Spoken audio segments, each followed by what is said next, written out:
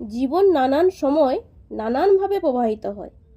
শত কষ্টের থাকলেও হেসে থাকা শিখতে হয়, কারণ হাসিটাই তো দুঃখ লুকানোর একমাত্র অস্ত্র। নিজেকে আড়াল করে রাখতে হয়, যেন কেউ না বুঝতে পারে নিজের অবস্থা কী। কারণ নিজের সমস্যাগুলো নিজেরই সমস্যা, অন্যের কাছে তা গল্প মাত্র। কি ঠিক বললাম তো বন্ধুরা? কমেন্ট করে জানাও।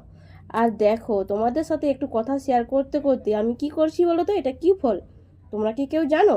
জানলে অবশ্যই কমেন্টে জানিও। আর দেখো কি সুন্দর, এই ফার্স্ট টাইম কিন্তু বাড়িতে নিয়ে এসে নিজের হাতে এই দেখো পরিবেশন করব, কাটিং করছি। প্লেটে করে দেখে নাও কত সুন্দর করে, পুরোটা দেখলেও বুঝতে পারবে। দারুণ, আমার তো ফেভারিট একদম। দেখে নাও কি সুন্দর, ভিতরটা লাল টকটক করছে। এই যে এক পিস হয়ে গেছে, আর একটা কে করছি দেখে নাও।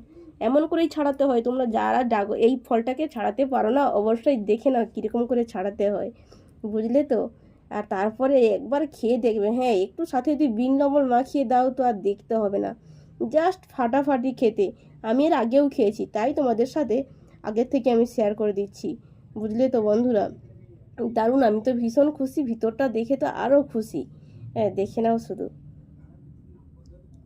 অনেকটাই বড়, আর এখানে অনেকটাই কম দাম, জানো তো? তাই জন্য ভাবলাম যে না, একটু বন্ধুদের সাথে শেয়ার করি। অনেকেই হয়তো ভাবে যে এই ফলটাকে কেমন করে কাটতে হয়, কেমন করে খেতে হয়। দেখো ছোট্ট ছোট করে পিস করে নিয়েছি, আমার কাটা অলরেডি শেষের পথে, আর একটু বাকি আছে। দেখো বুঝতে পারবে সুন্দর করে। আর ভিতরটা কি সুন্দর, একদম নরম পাকা। তো দেখো ছোটো ছোটো করে পিস করে নিয়েছি, খেতে ভালো লাগবে, আর পরিবেশন করতে সবাইকে দিতেও খুব ভালো লাগবে। হাত তো পুরো লাল হয়ে যাচ্ছে। দেখো এই যে আমার কাটা রেডি হয়ে গেছে, প্লেটে সাজিয়ে নিয়েছি। তোমরা কারা কারা খাবে চলে এসো। তো আজকে এই পর্যন্ত, টাটা, সবাই ভালো থেকো।